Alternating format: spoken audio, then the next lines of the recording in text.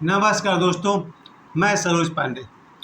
कहीं आपके ज़िंदगी का फैसला कोई और तो नहीं कर रहा।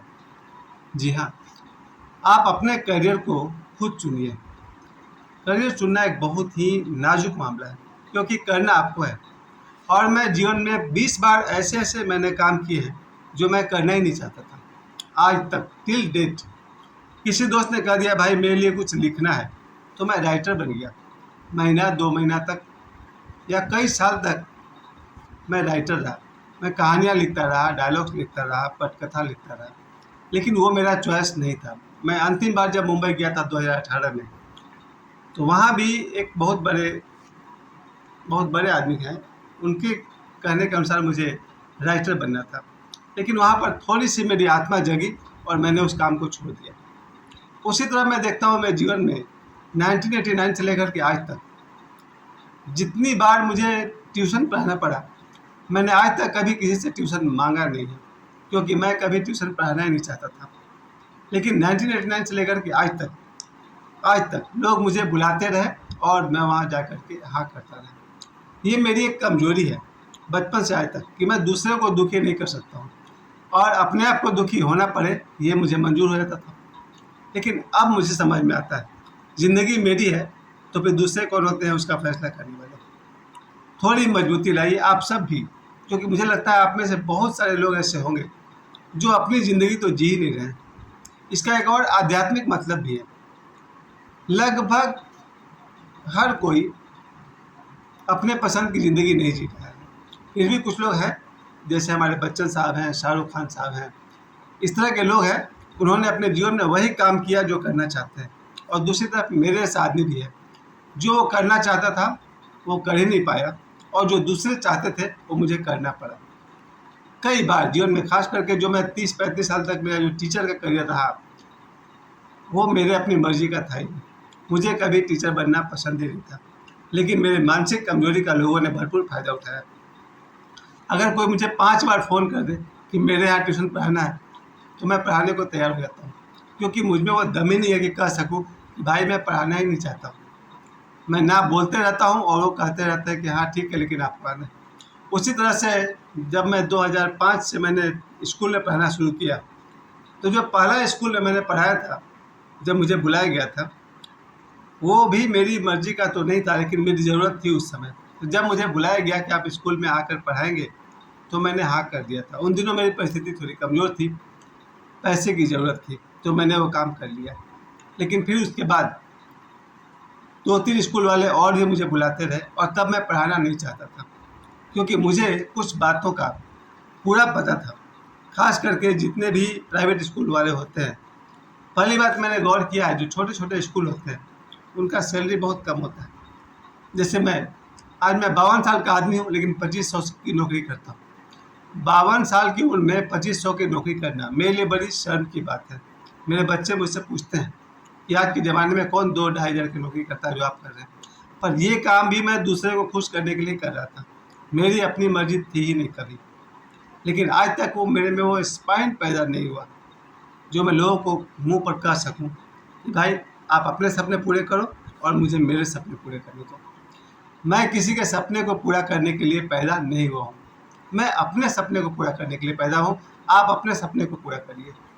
लेकिन लोगों का पागलपन तो ऐसा है कि भाई मैं दौड़ रहा हूँ, जो कि मुझे उसको हराना है, आप भी मेरा साथ दीजिए, मेरे साथ दौड़िए। और मैं साथ साथ दौड़ पड़ता था। भाई क्यों? आपकी ज़िंदगी है, आपको जीना है, आप आपसे अपने पसंद से जिए। लेकिन हम सब, खास करके मैं, दूसरे के सपने को पूरा करने में लगा हुआ हूँ, और उम्र हाथ से कब निकल गई पता भी नहीं चला। विश्वास नहीं होता कि मेरा हाफ सेंचुरी, जीवन का आधा शताब्दी मेरा पूरा हो गया। अब मैं 52 साल का हो गया हूँ, दूसरे की इच्छा पूरा करते करते। अपनी ज़िंदगी तो कभी जिया ही नहीं। लेकिन अब मुझे समझ में आता है कि मेरे जितने भी दर्शक हैं, आज का आज आप डिटरमाइन कर लीजिए कि हो सके तो अपने माता पिता से भी खुलकर बात कीजिए। आप क्या पढ़ना चाहते हैं, अपनी बात भी माता पिता के सामने रखिए, क्योंकि बच्चा माता पिता की संतान जरूर है, लेकिन कार्बन कॉपी नहीं है। हर माता पिता को ये बात समझनी चाहिए कि आपका बच्चा ज़रूर है, लेकिन आपका कार्बन कॉपी नहीं है। अगर माता पिता चाहते हैं कि मेरा बेटा इंजीनियर बने, डॉक्टर बने, उनका चाहना भी शुभ है।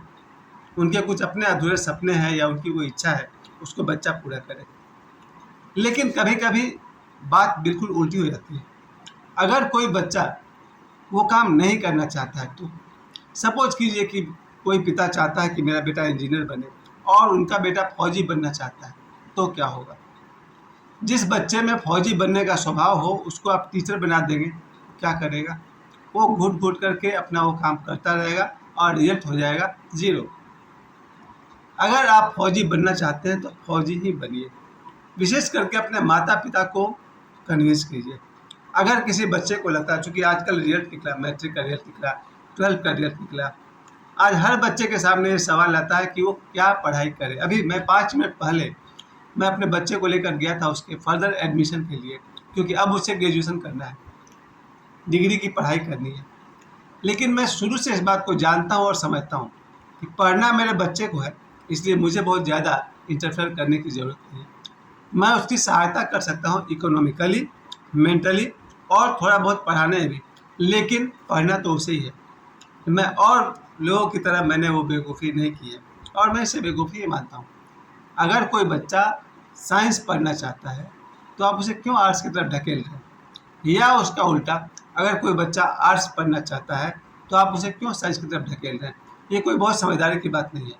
अगर देखा जाए तो मेरे हिसाब से जितने भी पिछले 100 साल का इतिहास को अगर देखा जाए, 150 साल का इतिहास को देखिए, तो महात्मा गांधी हो या नेहरू जी हो या फिर बच्चन साहब हो, बच्चन साहब तो बीएससी किए हुए हैं, मेरे गुरुदेव ओशो हो या मेरे प्यारे बाबा बागेश्वर हो, ये भी आर्ट्स के स्टूडेंट हैं। आपको अपनी ज़िंदगी अपनी इच्छा से जीनी चाहिए, क्योंकि जीवन बहुत छोटा है। 100 साल की ज़िंदगी बहुत ज़्यादा नहीं होती है। अगर इसे भी हम लोगों ने दूसरे की मर्जी से जीना पड़ा तो फिर पैदा होना बेकार हो गया। फिर मैं कहूँगा बहुत नम्रतापूर्वक अपने माता पिता के आगे पूर्ण सम्मानपूर्ण हो करके, with full honour, with full respect, अपने माता पिता के सामने अपनी बात को जरूर रखिए। अगर आप अपनी पढ़ाई में कुछ चुनना चाहते हैं, अपने हिसाब से पढ़ना चाहते हैं, और हर पढ़ाई के आगे कुछ करियर है, हर पढ़ाई के आगे कुछ कंसिक्वेंस है, कुछ परिणाम है उसका, तो अपने माता पिता के सामने हाथ जोड़ करके नम्र निवेदन करते हुए अपनी बात को रखिए। और फिर भी अगर ज़रूरत पड़े कि माता पिता का सपना पूरा करना है तो ज़रूर कीजिए, क्योंकि इस धरती पर कोई भगवान है तो माता पिता। इसके अलावा दूसरा, हर आदमी को नो बोलने में देर मत कीजिए। एक किताब है जिसका टाइटल था don't say yes when you want to say no. यही मेरे आज के वीडियो का मकसद है। कमज़ोर लोग, मैं अपनी बात कर रहा हूँ, कमज़ोर मानसिकता के लोग जिनको कहीं ना कहीं एक भय है, एक वीकनेस है, कमज़ोरी है, चाहे वो पैसे की कमज़ोरी है या शारीरिक कमज़ोरी है या मानसिक कमज़ोरी है, उन्हें अगर कोई काम दिया जाए तो बोलते हैं यस। अगर किसी को कहा जाए कि भाई मेरा साइकिल लेकर पोस्ट ऑफिस चले जाओ, तो वो बोलेगा यस, जबकि वो बोलना चाहता था नो। अगर किसी आदमी को धनबाद जाना हो और उसे कोई पड़ोसी जो मजबूत मेंटलिटी का हो, वो कह दे कि भाई सिंदरी चले जाओ, मेरे एक भगने का एग्जाम है, तो कमज़ोर मेंटलिटी वाला आदमी बोलेगा यस, और वो धनबाद अपने काम को छोड़ करके वो सिंदरी चला जाएगा पड़ोसी के काम को करने के लिए। ये बहुत ही दुखद स्थिति है। मैं उस बुक के टाइटल को भूल नहीं सकता हूँ, don't say yes when you want to say no. जीवन में जब कभी भी आप ना कहना चाहते हैं, बहुत खुल करके कहिए ना। जहाँ आपको हाँ नहीं कहना है वहाँ आपको हाँ नहीं कहना है। क्या होगा परिणाम? कोई दुष्परिणाम नहीं होगा। हर आदमी अपने में पूरी शक्ति लेकर पैदा हुआ है। उस शक्ति को जगाने वाला कोई गुरु होना चाहिए, और गुरु जरूरी नहीं कि आध्यात्मिक गुरु हो, सामाजिक गुरु भी हो सकता है। मैंने जीवन में उन्हीं को कामयाब होते हुए देखा है जिनमें ना बोलने की ज़बरदस्त ताकत है, और मेरा सौभाग्य है कि मेरे दोनों बच्चे को ना बोलने में 1 सेकंड भी नहीं लगता। मेरी किसी भी बात को मेरे बच्चे 1 सेकंड में बोलते हैं नहीं। और मेरे बच्चे ही नहीं, बहुत सारे लोग मैंने अपने जीवन में देखे हैं इस मामले में मुझसे बेहतर है। उन्हें अगर मेरी बात कोई पसंद नहीं आती है तो कहते हैं नहीं। लेकिन मैं एक ऐसा बेवकूफ़ आदमी हूँ जो दूसरे को खुश रखने के लिए जहाँ वो नो बोलना चाहता था वहाँ भी यस बोल देता हूँ। ये दुखद स्थिति है, लेकिन मैं एक बार फिर से अपने गुरुदेव को याद करूं, मेरे गुरुदेव ओशो और मेरे गुरुदेव बाबा बागेश्वर के रहते हुए एक बात तो मैं आप सभी से कहना चाहता हूँ, don't say yes when you want to say no. मुझे समय देने के लिए आप सभी को बहुत बहुत धन्यवाद। प्रणाम।